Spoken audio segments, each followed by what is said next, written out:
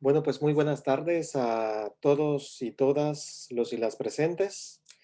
Vamos a dar inicio a la conferencia plenaria de la profesora Marta Civil. La verdad es que estamos muy contentos que el día de hoy nos acompañe, profesora Marta. La verdad es que este es un tema bastante interesante y que muchos de nosotros habíamos estado esperando, porque el tema de estas Jornadas Nacionales de Educación Matemática de Chile se ha titulado Construir caminos por una educación matemática para todo Chile. Y como lo han expresado varios de los conferencistas especiales y conferencistas plenarios, claro, no solamente tiene que ver con esta inclusión, con ese tema del trabajo desde lo que hacemos como colectivo de investigación y como profesores y formadores de profesores para los pueblos originarios, sino que también desde hace algunos años Chile, como varios países latinoamericanos, eh, tienen, digamos, un alto porcentaje, un alto boom, llegada de estudiantes, de migrantes, ¿no? De distintos países, de Perú, de Colombia, Venezuela, por las diversas circunstancias que se tienen en este mundo cambiante y en esa sociedad. Y es así como esta conferencia plenaria del día de hoy se ajusta al objetivo de la Jornada Nacional, y para nosotros es un placer presentar a la doctora Marta Civil con la conferencia plenaria titulada Las familias como recurso para la educación matemática en comunidades migrantes. Quiero presentar un poco de la semblanza de la doctora Marta Civil. Ella es profesora de educación matemática en la Facultad de Matemáticas de la Universidad de Arizona, en Estados Unidos. Su investigación analiza aspectos culturales, sociales y lingüísticos en la enseñanza y el aprendizaje de las matemáticas, la participación en el aula de matemáticas, relaciones entre la matemática fuera de la escuela y dentro de la escuela, la participación de los padres y madres en la educación matemática. Ha dirigido varios proyectos con niños y niñas, padres y madres y profesores, principalmente en comunidades de origen mexicano en el suroeste de los Estados Unidos. Su investigación está basada en los conceptos de fondos de conocimiento y padres y madres como recursos intelectuales. Su trabajo actual incluye una colaboración con otras universidades para desarrollar y estudiar una comunidad matemática que involucra a profesores, padres y niñas multilingües.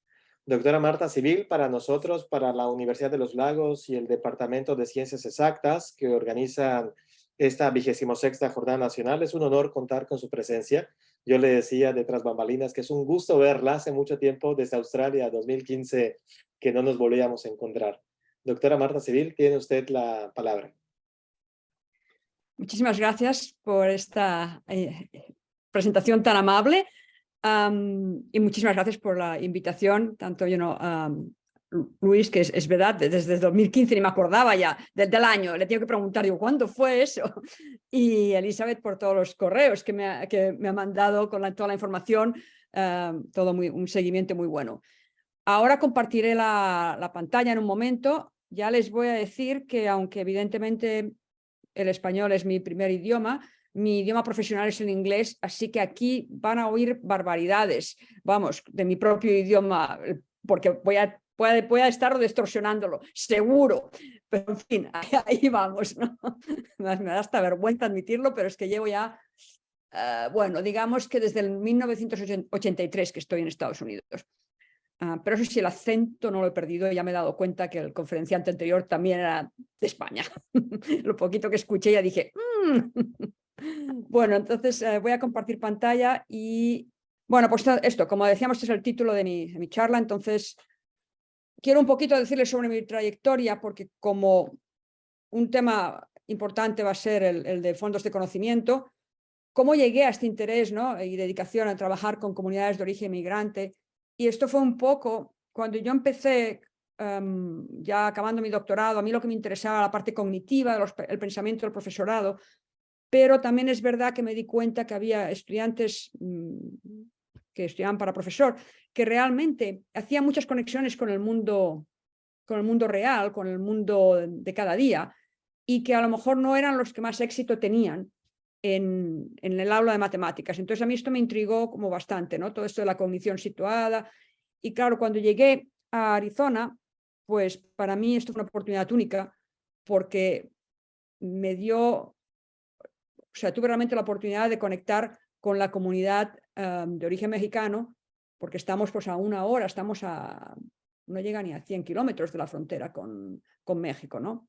Entonces, ahí es cuando yo empecé a trabajar con estas comunidades y sobre todo porque me pude meter en el proyecto este de fondos de conocimiento. Entonces, una de las definiciones formales de fondos de conocimiento es esta idea, ¿no? Bueno, la pueden leer aquí, ¿no? Pero es la idea de que todas las comunidades tienen conocimientos, tienen experiencias, tienen saberes que los usan para sobrevivir, para salir adelante, para prosperar. Y nosotros lo que decimos en nuestro proyecto y en nuestro enfoque es que este reconocimiento del conocimiento y los recursos, ¿qué es lo que hay que tener? Hay que tenerlo en cuenta en el aula de clase. Y suele ser el reconocimiento del conocimiento y el saber de grupos que tradicionalmente han sido marginalizados, ya sea por lenguaje, cultura, género, raza, origen étnico, clase social. Entonces, nuestro enfoque es aprender de estas comunidades. ¿Y cómo lo hacemos? Bueno, el modelo clásico de fondos de conocimiento es así. Los profesores o los maestros, las maestras, reciben entrenamiento etnográfico y hacen visitas al hogar y hacen un análisis etnográfico de los hogares. De ahí nos reunimos en grupos de estudio entre los profesores de escuela y los profesores de universidad y hablamos de lo que han encontrado en estas visitas, se discute un poco a ver pues, qué posibilidades hay, cómo se puede conectar con el currículum, se desarrollan módulos de aprendizaje y se aplica al aula. Este es más o menos el proyecto cuando yo me involucré, que estoy hablando, esto fue a principios de los años 90 y esto más o menos llevaba funcionando desde los años 80, más o menos, mediados de los 80. Desde entonces ya mucha gente ha adquirido esta noción de fondos de conocimiento y hay muchas aplicaciones muy diferentes, ¿no? Entonces, las visitas al hogar eran muy, como digo, eran desarrolladas por una antropóloga y por lo tanto eran como muy profundas, ¿no? Y la idea era que usaban estos cuestionarios y había un cuestionario sobre estructura familiar, historia laboral, había otros sobre actividades en el hogar y nosotros, cuando yo me incorporé al proyecto, añadimos también preguntas sobre el uso de las matemáticas y actitudes hacia las matemáticas. Y luego también había otro cuestionario sobre creencias, pensamiento, actitudes de los padres, ya sea sobre la educación en general, valores, lenguaje, porque estábamos trabajando en comunidades bilingües, en escuelas bilingües, y por lo tanto había mucho la importancia entre el inglés y el español y la valorización del conocimiento. En los grupos de estudio, como digo, ahí pues, los profesores universitarios y profesores de primaria o secundaria hablamos sobre las visitas al hogar con el objetivo de desarrollar actividades para el aula de clase, así como analizar los saberes. Voy a enseñarles un ejemplo, que es, por ejemplo, una vez que nos pusimos a hablar de una visita que yo había hecho, no era al hogar, pero había estado con un grupo de madres y una de las madres era costurera. Y la costurera en ese momento había explicado y había demostrado con papel así grande, ¿no?, de cómo hacer una falda. Entonces yo explico lo que yo vi, ¿no?, que la señora María dobló el papel, midió 25 centímetros a partir de la esquina, repitió el proceso y marcaba los puntos, ¿no? Y cuando ya abrió, pues le quedó, o sea, tenía un cuarto de círculo y cuando lo abrió, cuando desdobló, un semicírculo. Si lo piensan desde el punto de vista matemático, ella estaba usando el círculo, ¿no?, el concepto de círculo, como lugar geométrico de puntos equidistantes de un punto dado, el centro. Evidentemente esto no es lo que la madre dijo cuando lo estaba haciendo, pero tú lo veías ahí como en acción, ¿no? O sea, se veía totalmente clarísimo. Entonces, bueno, esto lo hablamos en el grupo de estudio y estuvimos hablando y había otras maestras ahí pues, que sabían también de costura, ¿no? Entonces, pues, por ejemplo, una de las profesoras que tenía experiencia con costura comentó: ¿son matemáticas o sentido común? No tienes que hacer matemáticas, solo mides, ¿no? Y el trabajo de Fashez en Palestina tiene un trabajo muy interesante, un artículo que yo les recomiendo, que habla sobre, reflexiona sobre su madre, que era una costurera, bueno, que cosía muy bien, ¿no? Y que él también, como matemático, formado en matemáticas, como que no veía, ¿no?, las matemáticas al principio en eso, y que luego se dio cuenta que en realidad lo que su madre hacía, las matemáticas que usaban, eran mucho más útiles y relevantes muchas veces de lo que hacemos, ¿no?, en los que estamos más bien en el área de matemáticas. Entonces, este comentario de la profesora me llamó la atención y otra profesora dijo: si tienes muchas matemáticas escolares, borran nuestras matemáticas prácticas. Y claro, si piensan, ¿no? Este tipo de preguntas son, bueno, son interesantes, pero son preocupantes también, porque volvemos a mi interés de cómo llegué a este trabajo. ¿Qué estamos haciendo en las escuelas? ¿Estamos realmente ayudando a alcanzar la brecha, dijéramos, ¿no? A que la brecha entre la vida de fuera y la vida de la escuela sea menor, o estamos distanciándola más? Entonces, esto para mí es una cosa que me preocupa, ¿no?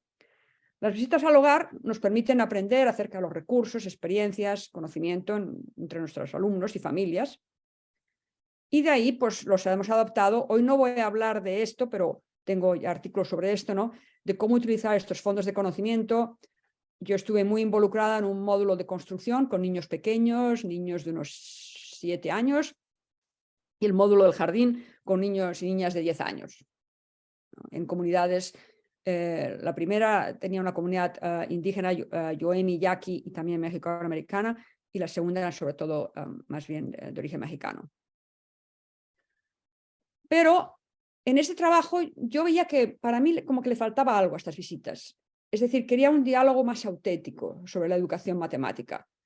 Y algunos padres y madres querían aprender acerca de las matemáticas. Entonces de ahí vine lo que añadí yo, mi contribución, que es la idea de uso madres porque casi todo el trabajo ha sido con mujeres, pero bueno, sería padres, madres, ¿no? Y entonces es el mismo modelo que hemos visto hace un momento, ¿no? De análisis etnográfico, grupos de estudio, aplicación al aula, pero yo añadí este componente de madres como recursos intelectuales. O sea, fondos de conocimiento es que las familias tienen conocimientos. Evidentemente, esto se capta aquí en madres como recursos intelectuales.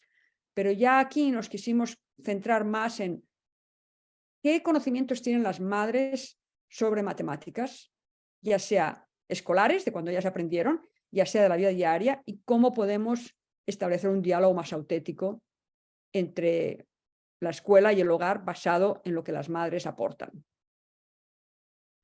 Entonces aquí ya me lleva al trabajo que realmente es lo que más hago, ¿no? Que es con las familias. Como digo, bueno, llevo ya bastantes años con esta línea de trabajo. Tenemos muchos formatos, tenemos talleres para madres y padres y la comunidad en general. Tenemos cursos que son una serie de talleres, pero sobre un tema, o sea, por ejemplo, fracciones para padres o álgebra para padres. También tenemos una componente que es muy interesante, en mi opinión, que son talleres impartidos por padres y madres a familias. O sea, trabajamos con padres y madres y profesores, hacemos un desarrollo de liderazgo y de ahí ellos son los que dan los talleres a la comunidad. De nuevo, o sea, es lo mismo que acabo de decir, ¿no? Padres y madres como recursos intelectuales, valorando de esta manera lo que saben y sus experiencias. Ver a madres presentar talleres a otras familias es una experiencia muy interesante. Al principio, algunas de ellas, quizás muchas de ellas, están muy nerviosas, ¿no? Porque como vamos a presentar, pero en cuanto se les va ese nerviosismo inicial, bueno, lo hacen mucho mejor que cualquiera de nosotros, porque contactan con la comunidad, conocen a la comunidad mucho más. Pueden relacionarse, pueden decirles, yo también pasé por esto, o yo, ¿no? O yo estudié también en otro país, y ya sé de ustedes qué experiencias han tenido, en fin. Entonces, lo que nosotros hemos constatado es, evidentemente, parece obvio, pero hay que decirlo, porque muchas veces hay una visión déficit de estas comunidades, ¿no? A los padres y madres les gusta hacer matemáticas y quieren aprender acerca de las matemáticas que están estudiando sus hijos. Pueden ser, como he dicho, unos animadores muy buenos de talleres para familias. Saben cómo conectar, comparten sus experiencias y sus circunstancias. Y también es cierto que, como todos, tienen creencias muy arraigadas sobre las matemáticas o sobre la manera correcta de hacer matemáticas. Y ahí es donde a veces hay la fricción, ¿no? Todos tenemos nuestras creencias y creemos que nuestro método quizás sea el mejor o lo que sea, ¿no? De ahí, una cosa que ha tenido para mí realmente me ha causado mucha impresión y es lo que más me gusta, es unos talleres, lo que llamamos tertulias matemáticas, que son talleres basados en la noción de círculo literario, donde un grupo pequeño de madres vienen y son reuniones regulares, nos reunimos a veces en según qué formato, una vez a la semana, pues por ejemplo durante 6 semanas y luego paramos y luego otra vez, ¿no? Y ahí pues las madres traen sus inquietudes matemáticas, por ejemplo sobre el álgebra, y trabajamos a partir de ahí. Pero también tenemos conversaciones más críticas sobre la educación. El énfasis es en el diálogo.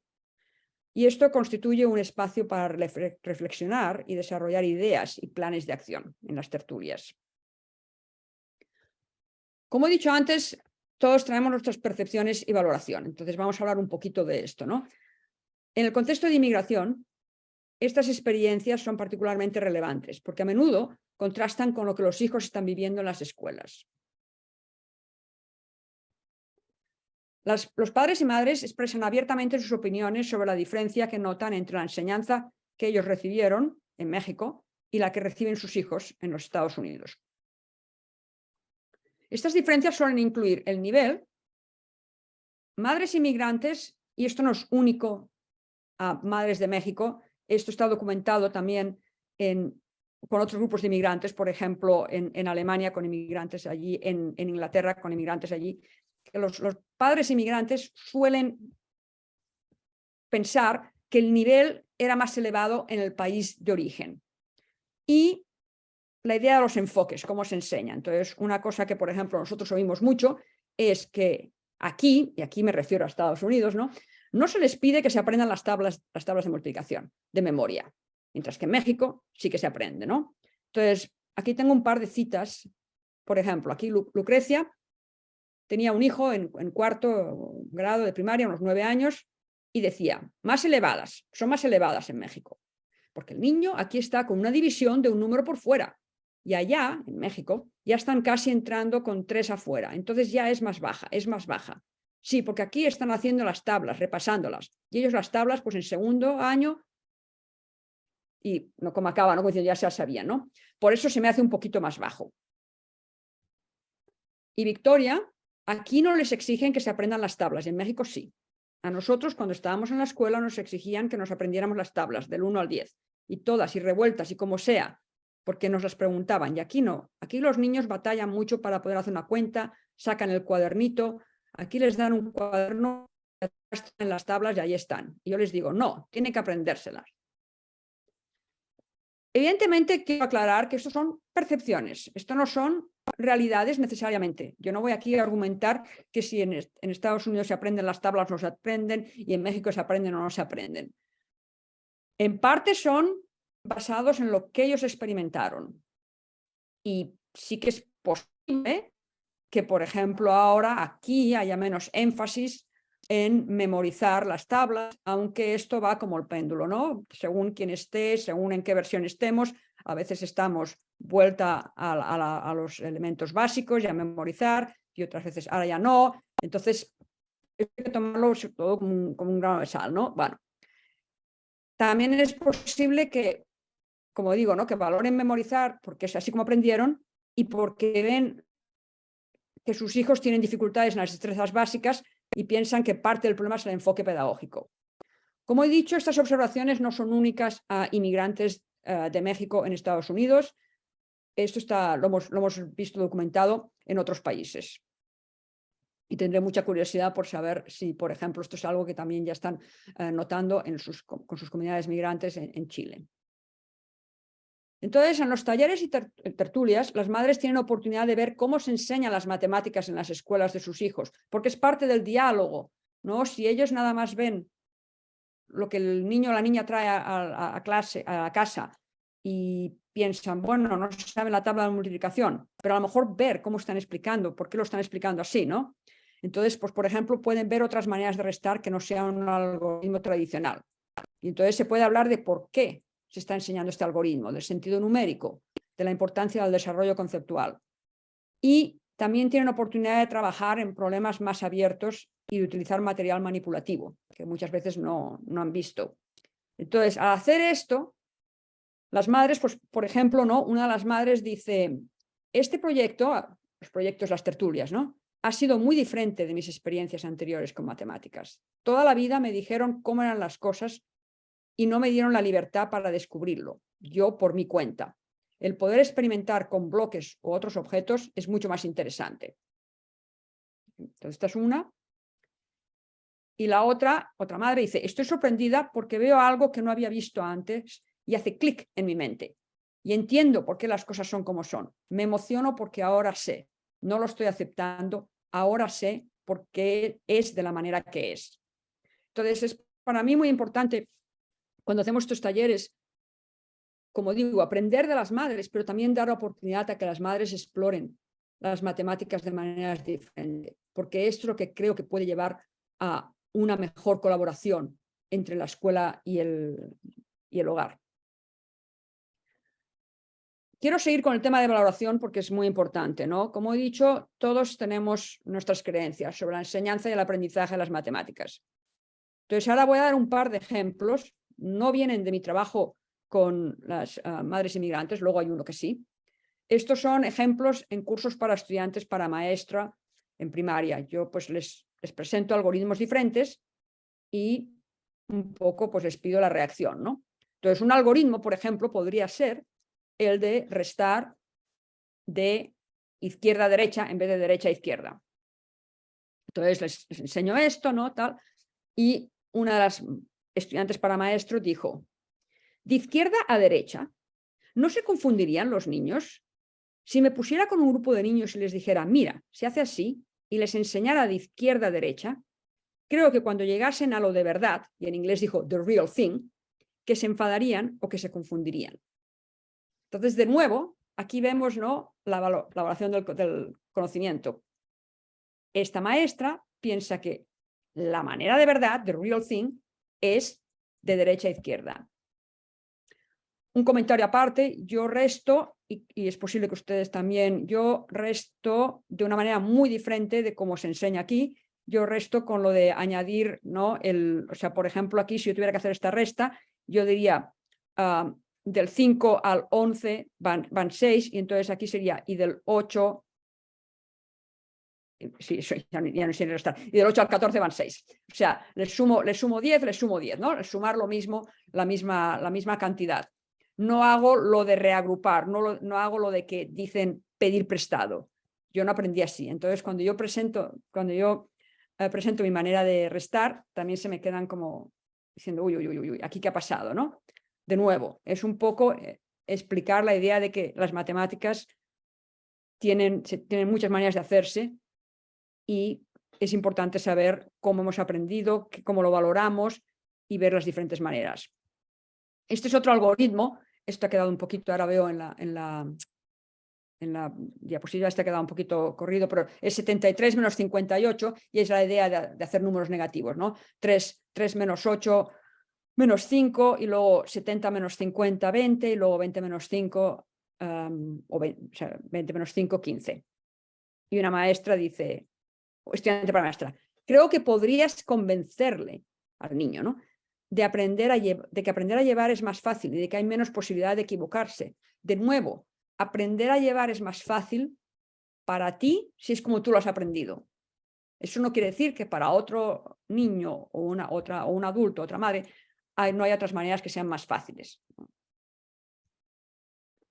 Entonces, como he dicho al principio, a mí esto me interesaba desde el punto de vista cognitivo, ¿no?, de cómo interpretan ellos. Si yo les enseño mi manera de restar, ¿entienden cómo funciona esta idea de sumar lo mismo al número de arriba y al número de abajo, ¿no?, al reste, al sustrayendo? ¿Lo entienden? ¿Entienden que es una especie de balanza o entienden que se puede hacer de izquierda a derecha? ¿O entienden lo de los negativos? ¿Cómo lo entienden, no? Pero también me pregunto, ¿no?, ¿qué harán estos profesores, profesoras, si sus alumnos traen algoritmos diferentes? ¿Se trata de comprensión, creencias, valoración del conocimiento? Hay muchas facetas aquí, ¿no? ¿Y cuáles son las implicaciones cuando los estudiantes son de grupos no dominantes, ya sean inmigrantes, en desventaja social, económica? Y entonces aquí yo les di a leer un artículo sobre los métodos y notaciones que estudiantes de Latinoamérica aprenden en sus países de origen, y una de las maestras dijo, esto es bonito, pero tienen que aprender a hacer las cosas de manera de los Estados Unidos. Estamos diciendo, sí, vale, muy interesante, este artículo muy tal, pero tienen que aprenderlo, ¿no? Luego otra estudiante de maestra, son todos estudiantes, voy diciendo maestra, pero son estudiantes. ¿Cómo se esperan que sepamos todas estas maneras diferentes? Y luego otra, ¿te imaginas si dijeran, hagamos matemáticas de esta manera en las escuelas americanas? Y ya una un poquito más retando, ¿no? ¿De qué sirve esto? O sea, ¿para qué estamos haciendo esto? ¿No? Como diciendo, si vamos a enseñar la manera que yo aprendí o que todo que se enseña aquí, ¿no? Entonces, ahora vuelvo al contexto de inmigración y padres y madres. Y vamos a pensar en cómo aprendimos a dividir. Por ejemplo, ¿cómo les enseñaron a ustedes a dividir? No digo ahora cómo lo hacen, no digo no, pero la división. Yo, por ejemplo, yo aprendí así, ¿no? O sea, ya de entrada, bueno, cómo lo disponemos, ¿no? Y entonces, pues, bueno, pues restábamos, yo qué sé, ¿no? Decíamos 122, entonces vamos a ver si, bueno, 42 va a caber 2 veces, y en fin, hacíamos la división. Yo creo que muchos de ustedes posiblemente aprendieron así. En México y en Estados Unidos, aquí tienen la comparación, ¿no? De entrada, bueno, lo presentan igual, es diferente de cómo lo presentamos, por ejemplo, en España y en Colombia, y sé que en muchos otros países, porque es la imagen, ¿no? Pero en México es igual que en España y que en otros países, la resta se hace aquí en la cabeza, ¿no? Y en Estados Unidos se hace la resta, se pone, ¿no? Se va escribiendo todo. Por lo tanto, cuando yo enseño a maestras en Estados Unidos el método mío o el método de México, están como, uy, ¿qué ha pasado aquí, no? ¿Cómo lo has hecho? ¿Qué tal, no? Entonces, pero también veamos lo que opinan 2 madres inmigrantes de México sobre la manera de dividir en los Estados Unidos y en México. Marisol, yo cuando miraba cómo dividía él, su hijo, que iba restando y ponía toda la ecuación completa, yo hasta dije yo, ¿qué maestra se quiere complicar la existencia? No, mijito, no. Así no, y así. Y aprendió más rápido que con el proceso de aquí. Y luego ya dice, la primera barrera es visual, los papás no hablamos inglés o no entendemos inglés, los números no necesitan de idioma, pero si visualmente ves tanto cochinero ahí, es la verdad. Y ahí todo el mundo se estaba riendo, ¿no? Porque la verdad es que hay que escucharla. Esta madre, una pasión en lo que ella decía, ¿no? Porque estaba realmente como diciendo, no, no, no. Y entonces otra madre dijo, en ese mismo momento, esto es una tertulia, ¿eh? Verónica, yo traté de hacer lo mismo con mi niño, que no pusiera todo, pero me dijo, no, no, mamá, la maestra va a creer que lo hice con la computadora. No necesitas hacer la resta, mi hijo. Tú nada más le vas poniendo lo que va quedando. No, no, mi maestra va a creer que lo hice en la computadora. Tengo que hacerlo así. Y sí le enseñé nuestro método, pero sigue haciéndolo así. Y así se siente seguro de llevar la tarea como a él le dicen. Lo mismo de ir poniendo arriba lo que lleva y tachándolo cuando lo hace. Y le digo, mijito, yo me acuerdo en las tareas no tienen que traer tachones. Y él sí, un numerillo arriba. Entonces, esto es un tema que siempre ha tenido como, bueno, sale mucho a relucir, ¿no? Porque la división en Estados Unidos, la división tradicional, ahora se enseña de muchas maneras, es bastante diferente de la división en México. Entonces pensamos, ¿no? ¿Se trata únicamente de una cuestión generacional? ¿Pero qué ocurre cuando los implicados pertenecen a grupos cuyo conocimiento no es reconocido o valorado por los colegios? ¿Se encuentran los niños, las niñas atrapados en el medio? Y entonces, por ejemplo, ¿no? Aquí hay una cita de una madre que era maestra, ella, por cierto, en México. Dice, anoche mi hijo me dijo que la escuela en México no valía igual que la de aquí. O sea, no cuenta. Lo que estudia allá no cuenta aquí. Él sabe que lo que se enseña aquí es diferente de lo que se enseña allá. Y dice, ¿para qué le voy a pedir a mi madre que me ayude si no va a saber? Y pues sí, hay una barrera. Entonces, estos son los temas preocupantes para mí. Y una maestra compartió, estamos enseñando división y multiplicación y los niños lo están haciendo de la manera que les enseñamos. Este miércoles Eliseo dijo, mi madre lo hizo diferente y salió a la pizarra y lo hizo de esa manera y yo dije, sí, pero esto es en casa de tu madre, hagámoslo como lo hacemos en el colegio. A ver, en defensa de la profesora, hay que decir que el niño no sabía muy bien cómo hacerlo y se lió y realmente no pudo explicarlo, ¿no? Entonces, es muy posible que la maestra dijera, uy, no sé qué hacer con esto, vale, esto en casa de tu madre, pero hagámoslo así. Pero también es cierto que esto es una oportunidad. Esta profesora ahora podría decir, mira, esto me parece muy interesante, voy a hablar con tu madre y que me lo explique. O que que me lo explique y entonces podemos presentarlo, ¿no? Entonces yo pienso, estas son oportunidades perdidas. En el trabajo actual, mis preocupaciones son, bueno, ¿cómo podemos promover el diálogo entre escuela y comunidad. Gran parte de mi trabajo con madres se ha centrado en tertulias entre las madres e investigadores de la universidad. Pero, como ha comentado Luis al principio, en mis proyectos actuales estamos trabajando ya con madres y maestros a la vez, en grupos juntos.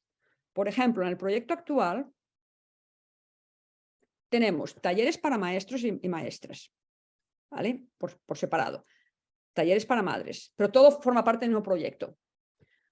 Talleres para madres e hijos, donde vemos cómo las madres posicionan, dijéramos, qué tipo de interacciones tienen con sus hijos acerca de las matemáticas.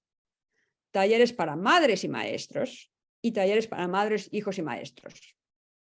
Entonces, esto lo estamos intentando hacer para un poco traer todas las voces, ¿no?, al centro de acción. Los madres y maestros, algunas actividades se centran en discusión de ideas sobre la enseñanza en general y las matemáticas. Pero en otras actividades, las madres y maestros exploran matemáticas juntas. Entonces, ¿cómo escoger una actividad? Hay que tener mucho cuidado, porque, por ejemplo, estamos trabajando con niños entre segundo de primaria y quinto, más o menos. Si traemos una actividad típica de la escuela de fracciones, por decir algo, ¿no?, es posible que las maestras y maestros van a tener una ventaja ahí, porque es lo que enseñan. Y las madres, por experiencia que tenemos nosotros, algunas de las madres no se sienten muy seguras con el tema de fracciones. Entonces, intentamos buscar problemas que tengan soluciones múltiples, que no se parezcan a las actividades del salón de clase y que en cierta manera saquen a todos de su zona de confort. Entonces, hemos estado utilizando situaciones que más bien son de modelaje matemático. Por ejemplo, tenemos una actividad donde hacen flores de papel y algunas de las madres tenían experiencias haciéndolas. Entonces, esto vuelve a traer los fondos de conocimiento. Si tomamos actividades que están basadas en la realidad cultural de la comunidad, ya ahí las madres pueden aportar algo que a lo mejor los maestros no saben, y el contenido matemático surge de ahí también, ¿no? Entonces, en esta actividad había cosas de medida, de multiplicación, de fracciones, razonamiento proporcional. Tenemos una que es un diseño de un vestido para baile folclórico. Muchas de las madres y algunas de las maestras saben cómo hacer este tipo de vestido. Haciendo tamales, esto es muy típico en nuestra comunidad, ¿no? Y calaveritas de azúcar, esta es la que voy a enseñarles un poquito. Esta es una que hicimos hace poco, la hemos hecho un par de veces, no tenemos los datos analizados, pero es esta idea, ¿no? Como el Día de los Muertos es muy importante en la cultura mexicana, pues les enseñamos esto, ¿no? Y les decimos qué matemáticas puedes ver, qué preguntas se pueden contestar usando las matemáticas. Y esto es un poco para darles un poquito de que empiecen a pensar, ¿no?, sobre ello y tal. Bueno, entonces esto es la actividad, pero la actividad en sí es la siguiente. Bueno, primero se les pregunta, ¿no?, ¿alguna vez has hecho calaveritas de azúcar? ¿Cómo se hacen? Entonces ahí pues pueden compartir, ¿no?, sus fondos de conocimiento, lo que saben, cuándo las hacen, cómo las hacen. Y se les da esta receta, una receta de calaveritas de azúcar. Y esta receta es para 4 calaveritas medianas o 6 pequeñas, pone aquí. Y se les pide qué cantidad de azúcar granulada necesitarías para hacer todas las calaveritas en el puesto. Y si queda tiempo, ya también hacerlo para todos los ingredientes, ¿no? Y de nuevo, el puesto es este. O sea, ahora tienen que volver aquí, tienen la receta y tienen que, bueno, pues tienen que hacer lo que tengan que hacer. Y están en grupos de madres y maestras juntas, ¿no? Los mezclamos, claro. Y entonces, pues tienen que decidir, y eso es la parte del modelaje, tienen que, por ejemplo, en la semana, cuando lo hicimos hace un par de semanas, pues creo que, porque aquí, si lo piensan, había un poco de discusión de si había 4 tamaños, grande, este de aquí, luego este que era un poco más grande, el más pequeño, ¿no? Entonces hubo un grupo que decidió que había 4, que dijeron que había 3. ¿Cómo cuentas? ¿Cómo cuentas cuántas calaveritas hay? ¿Cómo estimas? ¿No? En fin, se les da una imagen que no tiene esto aquí, pero bueno, igualmente tienen que hacer ciertas... tienen que hacer algunos tipos de suposiciones de qué van a decir que está pasando y qué es lo que no está pasando, ¿no? Y por lo tanto todo el mundo puede contribuir. Y luego pues tiene que ver con una receta y sí hay fracciones, y sí hay, no, pasa que en este caso, bueno, 6 tazas de azúcar granulada, pero para 4 calaveritas y 6 pequeñas, y de ahí tienen que hacer una estimación de cómo va a funcionar esto. Entonces es un problema muy rico y realmente involucra mucho. ¿Por qué este enfoque? Bueno, pues como digo, son oportunidades para padres y madres de aprender juntos y de aprender de las aportaciones que todos haces.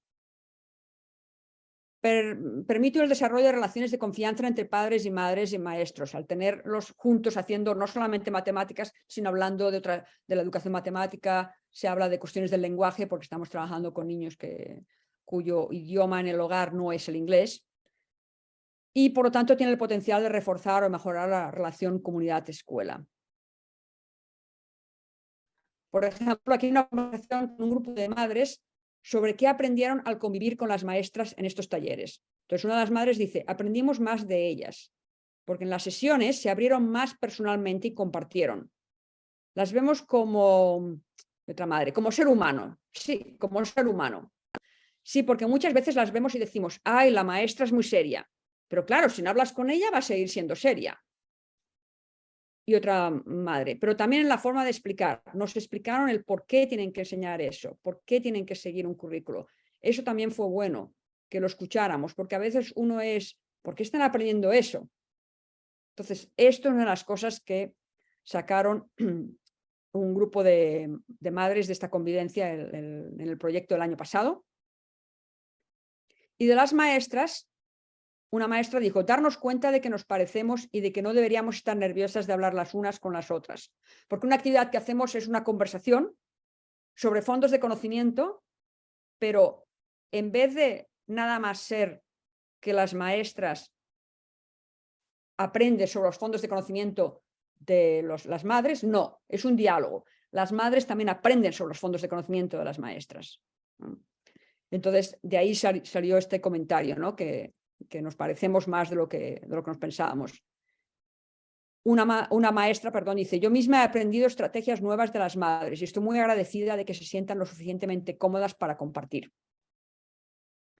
Una maestra que no habla español. Es difícil para mí porque no hablo español y es una oportunidad bonita el ver lo que algunas madres que hablan español piensan, porque como estamos traduciendo, es bilingüe el taller, ¿no? Me siento más cercana a ellas y les digo hola en el pasillo ahora. Algo tan sencillo como decir hola, pero al principio, y a lo mejor las madres piensan que la maestra no es sociable. No, la maestra era tímida porque no se sentía como cómoda. Es una escuela donde hay muchas madres que hablan español, ella no habla español, ¿no? Es una oportunidad maravillosa al llegar a conocer a todo el mundo, ya que no hablo español. Me siento cómoda, más cómoda. Y otra madre dice, llegué a conocer a la madre de mi estudiante mejor y me sorprendió que sabía bastante de matemáticas. Entonces, como digo, estas experiencias ayudan a desafiar puntos de vista de déficit hacia la comunidad. Porque realmente, pues ahora esta maestra dijo, uy, pues sí, sabía más, ¿no? Para cerrar esta charla, abogo por la importancia de una comunicación auténtica entre escuela y hogar, comunidad, en particular en contextos de inmigración. Hay que aprender sobre y de las comunidades con las que trabajamos en las escuelas. No solamente es muy rico, o sea, el hacer esto, pero es fundamental para el desarrollo de unas experiencias en la escuela que respeten y reflejen los conocimientos de la comunidad. Y esto es una cita que tengo de un artículo que sigo diciendo que es muy válida, ¿no? Que pretender que en la enseñanza de las matemáticas se pueden omitir los contextos culturales, sociales, lingüísticos y políticos de los estudiantes no dominantes es irresponsable desde el punto de vista de la educación. Y ya con esto acabo, y si les parece, dejo de compartir para que podamos tener... Muchísimas gracias, profesora Marta Civil, por esta excelente conferencia. Entonces damos paso a la ronda de preguntas. Tiene la palabra Reina San Martín. Adelante. Hola, buenas tardes a todos y todas.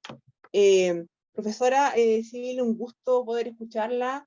Realmente admiro mucho su trabajo, lo he estado revisando y encuentro muy interesante lo que usted hace de poder recopilar, digamos, estas experiencias de las familias para poder darle más sentido a la clase de matemáticas. Mi pregunta es la siguiente: ¿cómo resuelve este tema de cuando uno va al hogar? ¿Qué mirar? cómo mirar para poder encontrar estas prácticas, digamos, que se pueden llevar a las aulas matemáticas? Eso, muchas gracias. Sí, es muy buena pregunta. Bueno, en el proyecto original de Fondos de Conocimiento, como digo, tenían un entrenamiento etnográfico muy profundo, era de bastantes sesiones, y los cuestionarios son muy detallados, muy detallados, ¿no? Y entonces, por ejemplo, nosotros ahora este sábado tenemos un taller, casualmente este sábado que viene, donde vamos a hacer una versión un poquito más suave de estos talleres, digo, de estas visitas al hogar, pero leen un par de artículos del libro de Fondos de Conocimiento que publicaron mis colegas, y eso les ayuda mucho, porque ahí hay un artículo de una maestra que ella, bueno, hablaba español, pero no era de origen mexicano ni nada, y comenta, ¿no?, de todo lo que ella siente, y va documentando, ¿no?, de cuando llega, lo que nota del vecindario, de, por ejemplo, si nota que hay, ¿cómo se dice esto?, como vallas. En las casas bueno, aquí de Tucson, ¿no?, a veces hay unas vallas muy bien hechas, un jardín muy bien mantenido, entonces esto te da idea de, pues a lo mejor saben de jardinería, porque piense que estamos visitando familias de recursos más o menos limitados, por lo tanto, es muy posible que lo que estamos observando o se lo hacen o lo saben hacer ellos, o ellos hacen algo y a cambio alguien más les hace algo, entonces hay todo este intercambio de conocimientos, ¿no? Pero las preguntas ayudan a llegar a ese conocimiento, porque se pregunta, por ejemplo, a ver, explíquenos un poco, háblenos un poco de sus actividades en el día a diario, o tienen algunas, ¿qué tipo de trabajos han hecho? Se dedican a cuestiones de jardinería, o arreglan coches, o arreglan casas, o sea, se hacen preguntas muy concretas, ¿no? Y la mayoría de las veces, pues algo surge, que entonces dicen, ¿no? Pues, por ejemplo, pues si nosotros hacemos, bueno, los tamales, por ejemplo, puede surgir, ¿no? Pues si nosotros hacemos tamales los vamos a y los vendemos. Yo pues tengo ya una serie de clientes y tal. O, por ejemplo, ¿no? Entonces, ¿cómo involucran a los hijos? Porque siempre preguntamos si los hijos se involucran, ¿no? A veces sí, a veces no. Entonces, la verdad es que los cuestionarios ayudan mucho, pero también es cierto, es una pregunta muy válida, porque dos personas pueden ir a visitar a la misma familia y una persona no ver nada y otra persona ver mucho. O sea, que depende de cómo educas tú tu ojo y lo que quieres ver, y si vas realmente con la mente abierta de que aquí yo voy a aprender algo. Si vas con la mente cerrada, por ejemplo, un ejemplo que he oído de proyectos anteriores era personas que venían, maestros que decían, es que no vi ningún libro, no deben de leer.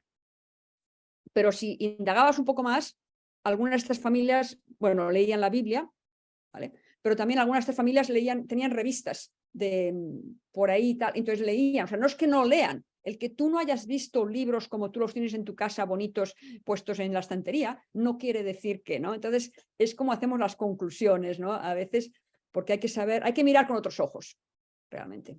A ver, Patricia, veo que tienes una mano ahí levantada. Marta, Muchas gracias. ¿No? A ti, muy buena pregunta. muy buenas tardes, Marta, un placer verte de nuevo. Soy la que te entrevistaba en Barcelona, en el congreso allí, así que nos vimos a mitad de año. Un placer siempre escucharte. Mira, me surgió una duda cuando conversabas que tiene que ver más quizás con lo metodológico, y es, tienen una cantidad ustedes de talleres, ¿y cómo hacen para que los padres saquen tiempo? Porque por lo que decís, debe ser difícil ser migrante, tratar de sostener una economía en un país que no es el tuyo, que muchos deben estar ilegales, y que ellos puedan asistir a esos talleres. ¿Cómo logran ustedes? Y también los profesores que están sacando tiempo de su tiempo, quizás. Entonces, ¿se les paga? ¿Cómo es? Bueno, sí. Aquí viene el tema.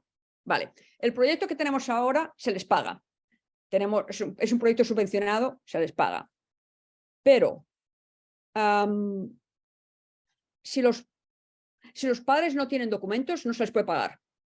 ¿Vale? O sea, los que están no documentados, porque es un proyecto que no. Entonces, yo esto lo tengo que decir claramente, claro, para que para que lo sepan. Entonces, en este proyecto no tenemos ningún caso así. Pero en los años anteriores, cuando teníamos estos casos, aún así las madres venían, y lo que hacíamos es que les comprábamos materiales didácticos, libros, algo para los niños, ¿no? Para que, bueno, no era lo mismo, pero bueno, algo servía, ¿no? No podíamos comprarles comidas o ropa, no, tenía que ser algo relacionado con el proyecto, eso ya hay que decirlo, ¿no?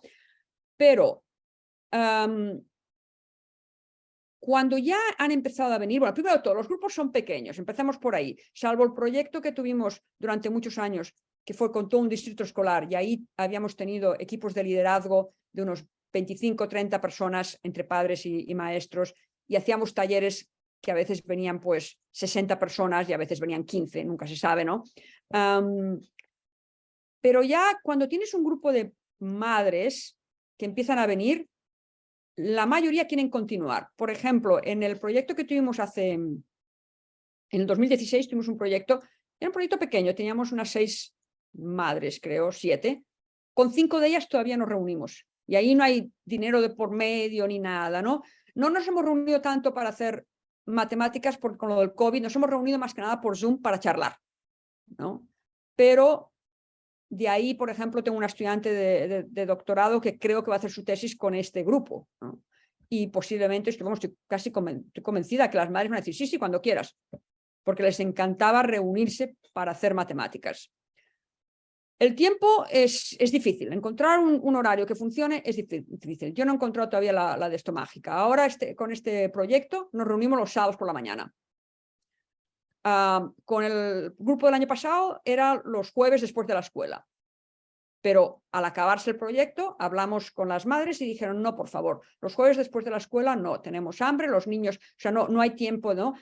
Y con lo del COVID no podíamos realmente traer mucha comida, ese también era otro problema. Hemos pasado los sábados. Con otro proyecto nos reuníamos de 6 a 8 de la tarde-noche. Ahora no creo que la gente se quisiera reunir tan tarde. No quieren, ¿no? Entonces, adaptarse a esto cuesta. Ahora, también volviendo al tema de reclutar a los padres, lo que mejor nos ha funcionado y lo que yo recomiendo es trabajar con alguien de la comunidad que esté ya muy involucrado. Para mí, uno de los mejores proyectos fue en una escuela de secundaria, por lo tanto, ahí los niños tenían, pues eso, de 11 a 13 años, una madre que había estado en nuestro proyecto, pero que trabajaba en esa escuela. Y ella se encargó, pero de reclutar uno por uno, y eran casi todos madres recién llegados. Por lo tanto, algunos documentados, otros no. Eran realmente inmigrantes recientes. Y teníamos unos talleres que nos venían unas 20 padres, que para nosotros eso es mucho, porque para un taller, ¿no? Y venían regularmente. Entonces, es lo mejor. Si no tienes a alguien metido en la comunidad, es muy difícil, en mi opinión. Entonces hay que empezar con poquito y que ese poquito lo transmitan a otros. Y es como un gancho. Lo que sí que puedo garantizar, vamos, en mi experiencia, es que una vez los enganchas, se quedan. Porque les da una oportunidad, las madres sobre todo, desde el punto de vista ahora feminista y de las mujeres, les da una oportunidad, lo han dicho además, dice, de poder estar fuera del hogar y no tener que estar hablando ni de niños, hablan de niños pero en el sentido de educación, ni de maridos, si es que están casadas, ni de limpiar, ni de tal, ¿no? Sino que estamos hablando de matemáticas, algo que yo no pude hacer, porque algunas de estas madres tuvieron que dejar de ir a la escuela para cuidarse de sus hermanos pequeños o de la familia o de quien fuera, ¿no? Entonces es una oportunidad. Y eso es lo que yo pienso que a lo mejor puede funcionar también en estas comunidades. No conozco muy bien la estructura, pero imagino que en algunas de las comunidades migrantes están pasando por lo mismo, ¿no? Sí, Marta, muchísimas gracias. Y la verdad es que es muy revelador toda tu investigación. Me encantó, la verdad que por momentos me emociona. Y bueno, muchísimas gracias. ¿No? A ti. Bien, no sé si alguien más quiere hacer algún comentario o alguna consulta a la profesora Marta Civil. Mientras animan, profesora Marta, yo quisiera hacerle una consulta, a lo mejor desde la ingenuidad de los temas aquí abordados por usted, los cuales me parecen súper interesantes.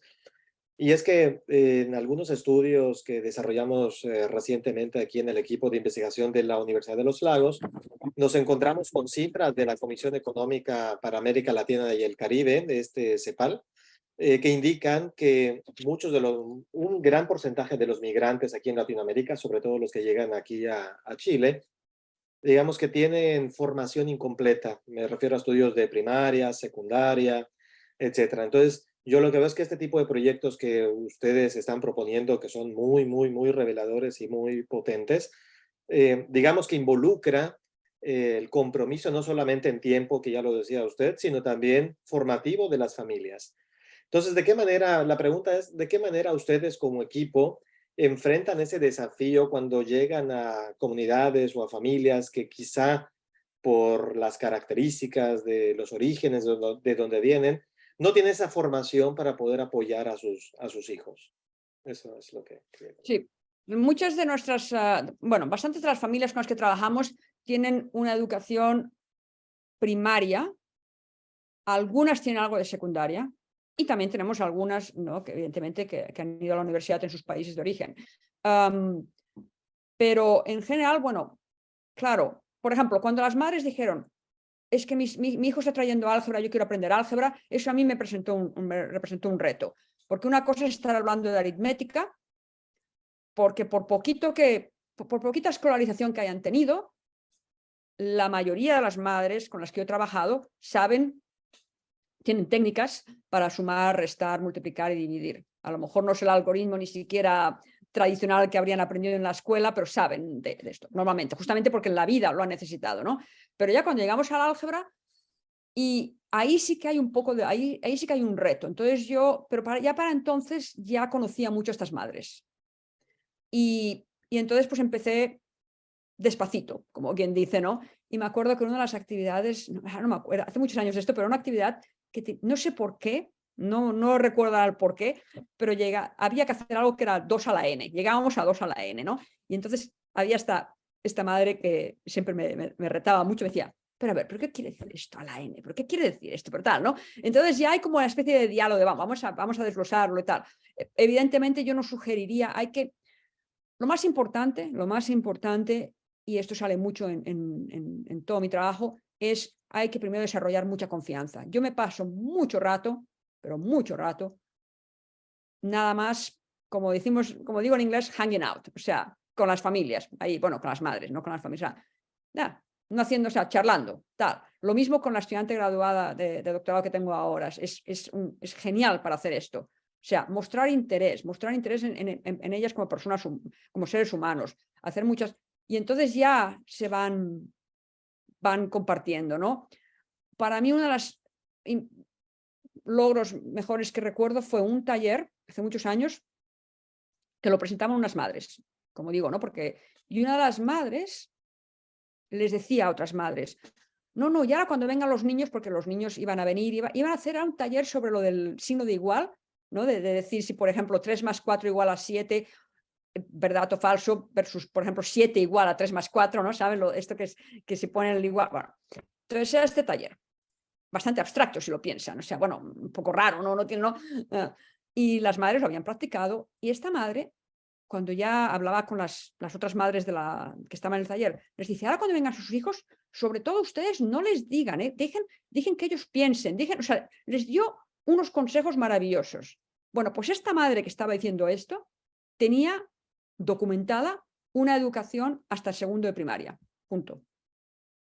Entonces, para mí, el ver cómo, y vuelvo a lo mismo, aunque no tienen muchos conocimientos, algunos, quizás formales, escolares, porque no pueden ir a la escuela, tienen una intuición y unas ganas de aprender que superan todos los problemas. Pero hay que hacerlo con cuidado, evidentemente. No puedo llegar ahí el primer día y decirles, bueno, vamos a sumar fracciones hoy. Venga, vamos. Porque entonces ya está, se me van todas corriendo además, ¿no? Entonces hay que... Y por eso primero quiero saber de ellas. Les pregunto, y a ver, ustedes, a ver, ¿cómo usan las matemáticas? ¿Y qué matemáticas usan en la vida diaria? Uy, no, pero a ver, pero usted, y tal, ¿no? Y de ahí ir construyendo. No, excelente, muchísimas gracias, profesora Marta. No sé si hay algún otro comentario, pregunta, y si no, pues vamos cerrando esta conferencia plenaria. Profesora Marta, en nombre de la Universidad de los Lagos, nuevamente, y del Departamento de Ciencias Exactas, para nosotros ha sido de verdad un gran honor el que haya estado con nosotros en esta conferencia plenaria, en estas 26ª Jornadas Nacionales de Educación Matemática de Chile. Esperamos poder contar nuevamente con su participación. Ojalá nos pueda visitar presencialmente, ¿no? Y A poder ver, trabajar de estos temas y hacer algo juntos, que son temas bastante interesantes, potentes y necesarios en la sociedad cambiante de hoy, ¿no? yo Entonces, encantada. Y muchísimas gracias, ¿no? por invitarme. Y si alguna persona tiene alguna pregunta y tal, tienen mi correo electrónico, supongo, en algún sitio y me pueden mandar un correíto y yo les contesto con mucho gusto.